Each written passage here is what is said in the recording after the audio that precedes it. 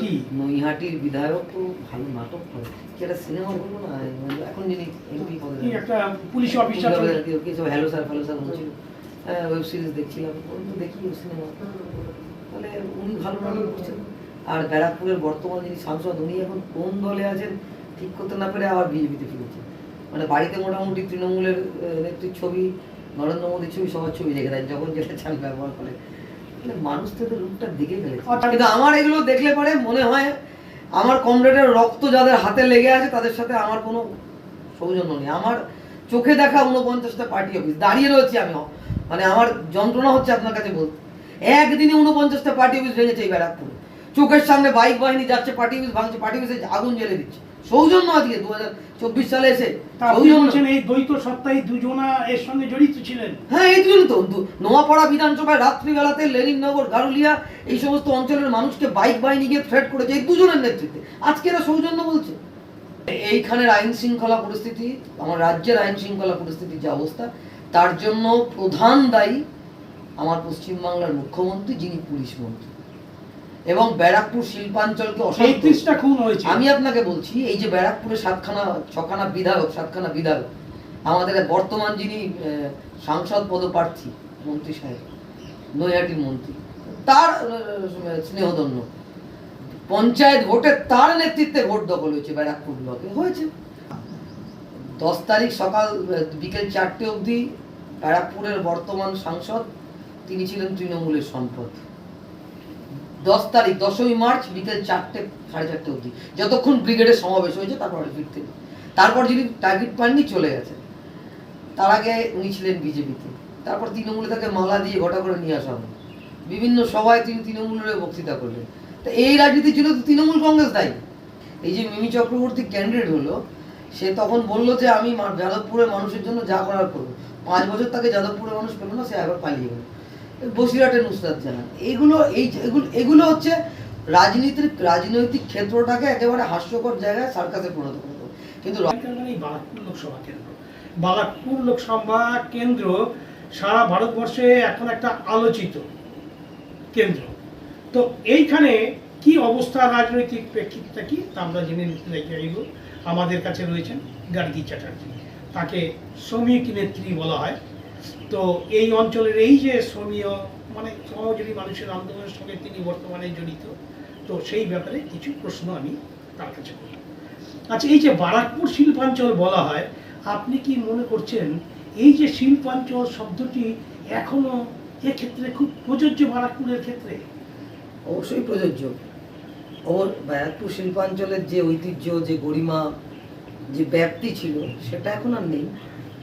কিন্তু আপনি হাজিনগর থেকে কামারহাটি পর্যন্ত, যদি আমাদের ব্যারাকপুর লোকসভা ধরেন, তাহলে হাজিনগর থেকে টিটাগড় পর্যন্ত, শুধুমাত্র হাজিনগর থেকে শ্যামনগর পর্যন্ত এক লক্ষে হচ্ছে 15টা কারখানা।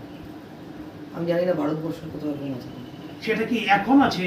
এখনো আছে। তাহলে পরে কি আরো যে এই যে চটকল, এই যে অন্তত 27টা এই অঞ্চলে আরো ছিল, সেই সব ব্যাপার সেগুলো বন্ধ হয়ে গেছে।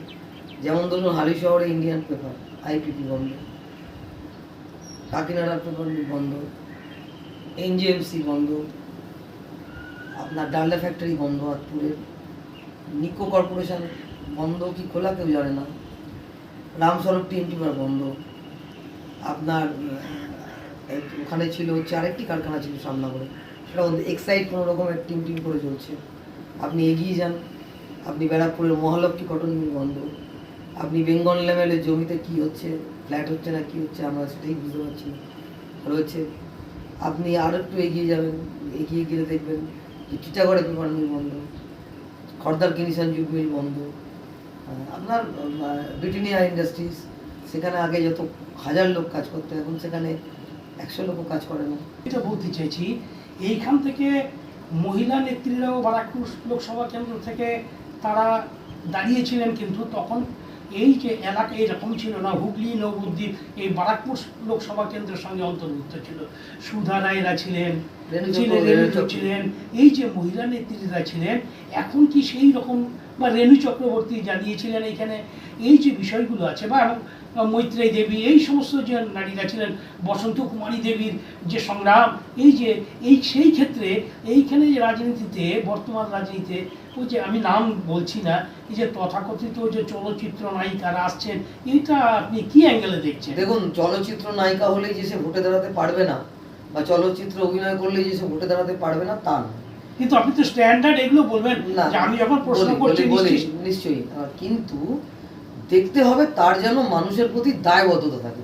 এই যে মিমি চক্রবর্তী ক্যান্ডিডেট হলো, সে তখন বললো যে আমি যাদবপুরের মানুষের জন্য যা করার করবো। 5 বছর তাকে যাদবপুরের মানুষ পেল না, সে আবার পালিয়ে গেল। বসিরহাটের নুসরাত জাহান, এগুলো হচ্ছে রাজনৈতিক ক্ষেত্রটাকে একেবারে হাস্যকর জায়গায় সার্কাসে পরিণত করে দেবে। কিন্তু রাজনৈতিক চলচ্চিত্রে দাঁড়ালে পারে, সিরিয়াল করলে পারে, সিনেমা করলে পারে, সে ভোটে দাঁড়াতে পারবে না, রাজনীতি করতে পারবে না, এই ধারণার সাথে আমি সেটা ঠিক আছে, কিন্তু আমি বলছি এরা আসার জন্য, এই ধরনের ক্যারেক্টার আসার জন্য প্রজন্মের কাছে তারা খেলো হয়ে যাচ্ছে কিনা, হালকা হয়ে যাচ্ছে রাজনীতিটা। এই ধরনের লোকজন, সেটা সে চলচ্চিত্র করা হতে পারে, অনেক অন্য ক্ষেত্রের মানুষজন হতে পারে, যারা পলিটিক্সে এসে পলিটিক্সটাকে রিডিকুল করে দিচ্ছে, জনমানুষের সম্বন্ধে রাজনীতি সম্পর্কে যে ধারণা, সেই ধারণাটাকে ছোট করে দিচ্ছে এবং একটা হাস্যস্কর জায়গায় পৌঁছে দিচ্ছে। সেটা তো পলিটিক্সের ক্ষেত্রে, রাজনীতির ক্ষেত্রে ক্ষতি হচ্ছে। মানুষের বেঁচে থাকার লড়াই, জীবন জীবিকার লড়াই, মানুষের দাবি আদায়ের লড়াই, রাজনীতি অন্যতম হাতিয়ার। যখন রাজনীতি আমার জগৎকে নিয়ন্ত্রণ করে, তখন রাজনীতির জগৎকে আমার নিয়ন্ত্রণ করতে হবে। আরেকটা আপনাকে প্রশ্ন করছি, এটা শিল্পাঞ্চল, তো এইখানে যে এই যে 2 প্রার্থী দাঁড়িয়েছেন, তারা তৃণমূল বা বিজেপি, না বিজেপি তৃণমূল, এইটা কি লোকের কাছে ঘুট পাকিয়ে যাচ্ছে না? 10 তারিখ সকাল বিকেল 4টে অবধি ব্যারাকপুরের বর্তমান সাংসদ, তিনি ছিলেন তৃণমূলের সম্পদ। 10 তারিখ 10ই মার্চ বিকেল 4টে, 4:30 অবধি, যতক্ষণ ব্রিগেডের সমাবেশ হয়েছে, তারপর যিনি টার্গেট পাননি চলে গেছেন। তার আগে উনি ছিলেন বিজেপিতে, তারপর তৃণমূলে তাকে মালা দিয়ে ঘটা করে নিয়ে আসা হয়। বিভিন্ন সভায় তিনি তৃণমূলের বক্তৃতা করলেন। তো এই রাজনীতির জন্য তো তৃণমূল কংগ্রেস দায়ী, যে পশ্চিমবাংলার রাজনীতিতে এরকম দল পাল্টানো, কেনা বেচা, এক দলের বিধায়ককে নেওয়া, আর এক দলের সাংসদকে নেওয়া, এবং এক দলের পঞ্চায়েত মেম্বারকে নেওয়া, পৌরসভার প্রধান করার জন্য প্রার্থী কেনা বেচা, এই সবটার জন্য তৃণমূল কংগ্রেস দায়ী। আর তার সঙ্গে এখন যুক্ত হয়েছে বিজেপি। এদের নিজেদের দলে তো প্রার্থী নেই, না তৃণমূলে আছে না বিজেপিতে আছে। আপনি তো এইখানে আছেন, তো ফলত এইখানের কি আইন শৃঙ্খলা পরিস্থিতি, আমার হিসেবে এই গত 2 বছরের মতো অন্তত 31টা খুন হয়েছে এইখানের আইন শৃঙ্খলা পরিস্থিতি, আমার রাজ্যের আইন শৃঙ্খলা পরিস্থিতির যে অবস্থা, তার জন্য প্রধান দায়ী আমার পশ্চিমবাংলার মুখ্যমন্ত্রী, যিনি পুলিশ মন্ত্রী, এবং ব্যারাকপুর শিল্পাঞ্চলকে 31টা খুন হয়েছে। আমি আপনাকে বলছি, এই যে ব্যারাকপুরে 7খানা বিধায়ক, আমাদের বর্তমান যিনি সাংসদ পদপ্রার্থী মন্ত্রী সাহেব, নৈহাটির মন্ত্রী, তার স্নেহধন্য পঞ্চায়েত ভোটে তার নেতৃত্বে ভোট দখল হয়েছে ব্যারাকপুর ব্লকে, হয়েছে না? তিনি তো অনেক জায়গায় দেখছি, তিনি বলছেন তিনি কালচারাল অভিনয়, এইসব একটা নাটকটা ভালো করেন। এই যে নাটকটা ভালো করেন, পঞ্চায়েতে কাউগাছি 2 পঞ্চায়েতে জেতা প্রার্থী, তার থেকে সার্টিফিকেট কিনে নেওয়া হচ্ছে, চোখে দেখা ঘটনা। আমি আপনাকে ভিডিও দিতে পারি। নৈহাটির বাহিনী গিয়ে পানপুরের কাউন্টিং অফিস দখল করছে, তা নৈহাটির এমএলএ মন্ত্রী ছাড়া তা সম্ভব ছিল? উনি ছাড়া ভোট লুটো হতো? তাছাড়া তো তার দলের কালচারাল নাটক বলছেন, আমার এসব বলার দরকার নেই। উনি দেখুন, ব্যক্তিগতভাবে আমার ওনার সাথে কোনো শত্রুতা নেই, আমি কোনো ব্যক্তিকে তুলে রাজনীতি করি না, কিন্তু উনি দায় এড়াতে পারেন না, উনি দায়ী, অন্যতম দায়ী। কিন্তু ওরা দুজনেই যে যারা খুব ক্লোজ ছিল, ঘনিষ্ঠতম ছিল না ঘনিষ্ঠতর ছিল আমি বলবো না, তারা দুজনেই কিন্তু পুরাতন 5 বারের সাংসদ তড়িৎ তোপদারের কাছে দেখা করেছেন। এইটা দেখুন, আমার একটা জিনিস মনে হয়েছে, 2013 সালে একদিনে ব্যারাকপুরে 49টা পার্টি অফিস ভেঙেছে, তখন এদের দুজনের সৌজন্য কোথায় ছিল? 2012 সালে কাজরাপাড়া থেকে মিছিল শুরু হয়েছে, আপনারা সাক্ষী, সেই মিছিলে আক্রান্ত হয়েছে, তখন এই সৌজন্য কোথায় ছিল? আমার 2016 সালের পরে আমার কমরেডরা আক্রান্ত হয়েছে, এই সৌজন্য কোথায় ছিল? 2014 সালে লোকসভা নির্বাচনে জবরদস্তি সুভাষিনী আলীকে হারিয়ে দেওয়া হয়েছে ভোট লুট করে, সুভাষিনী আলী জিততেন, তখন এই সৌজন্য কোথায় ছিল? 2018 সালে আপনি যেখানে বসে রয়েছে নোয়াপাড়া বিধানসভায়, রাত্রিবেলা ঘুরেছি, কমরেডরা আক্রান্ত হয়েছে, বাড়ি বাড়ি কমরেডদের গিয়ে থ্রেট করা হয়েছে এই অর্জুন সিং পার্থ ভৌমিকদের নেতৃত্বে। এই দুজনে একসাথে ভোট করেছে, এখন দুজনে আলাদা, এই দুজনে মিলে ভোট করেছে নোয়াপাড়া বিধানসভা। তা তখন এই সৌজন্য কোথায় ছিল? ফলে তো এই যে এখন রাস্তায় এখন হাঁটছে, ওনারা গেছেন মুতের ব্যাপার, আমি এটাতে কি বলতে পারি? না, আমি বলছি কেউ কারোর বাড়িতে গেলে এটা সৌজন্য ঠিকই দেখুন, আছে। আপনি আমার বাড়িতে এসেছেন, আমি কি আপনাকে বলবো চলে যান দাদা? না না, সে ঠিক আছে, আমি তাই বলছি এই যে সৌজন্য এখন এই একটু সৌজন্য সাধারণ- এসছে। আর কিন্তু আমার এগুলো দেখলে পরে মনে হয় আমার কমরেডের রক্ত যাদের হাতে লেগে আছে তাদের সাথে আমার কোনো সৌজন্য নেই। আমার চোখে দেখা 49টা পার্টি অফিস দাঁড়িয়ে রয়েছে, আমি মানে আমার যন্ত্রণা হচ্ছে আপনার কাছে বলতে। একদিনে 49টা পার্টি অফিস ভেঙেছে এই ব্যারাকপুরে, চোখের সামনে বাইক বাহিনী যাচ্ছে, পার্টি অফিস ভাঙছে, পার্টি অফিসে আগুন জ্বেলে দিচ্ছে। সৌজন্য আজকে 2024 সালে এসে তা আপনি সৌজন্য। বলছেন এই দ্বৈত সত্তায় দুজনা এর সঙ্গে জড়িত ছিলেন। হ্যাঁ, এই দুজন তো নোয়াপাড়া বিধানসভায় রাত্রিবেলাতে লেনিননগর, গারুলিয়া এই সমস্ত অঞ্চলের মানুষকে বাইক বাহিনী গিয়ে থ্রেট করেছে এই দুজনের নেতৃত্বে। আজকে এরা সৌজন্য বলছে। কি নৈহাটির বিধায়ক তো ভালো নাটক করে, কি একটা সিনেমা বলবো না, এখন যিনি এমপি পদে কি একটা police officer hello sir fallow sir বলছিল, ওয়েব সিরিজ দেখছিলাম, আমি তো দেখি সিনেমা। তাহলে উনি ভালো নাটক করছেন।